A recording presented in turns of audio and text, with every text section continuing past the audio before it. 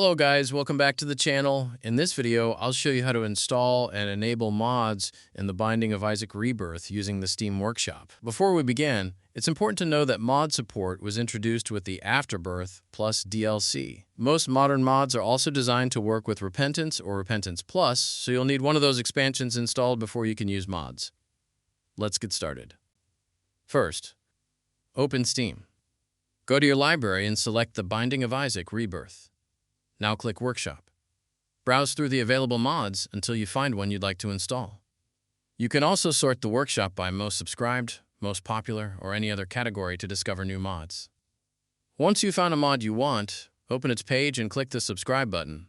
Steam will automatically download and install the mod. Wait for the download to finish before launching the game. Step 3. Enable the mod. After the installation is complete, launch the Binding of Isaac Rebirth.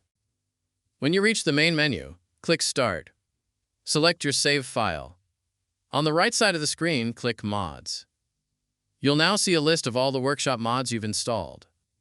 Make sure the mod you want to use isn't grayed out. If it's enabled, the mod is ready to use. Once you've confirmed it's active, continue your game. The mod should now be working. That's all there is to it. You have successfully downloaded, installed, and enabled mods in the Binding of Isaac Rebirth. If this tutorial helped you, don't forget to like the video and subscribe to the channel for more Binding of Isaac Rebirth tutorials, mod guides, and PC gaming tips. Thanks for watching, and I'll see you in the next one.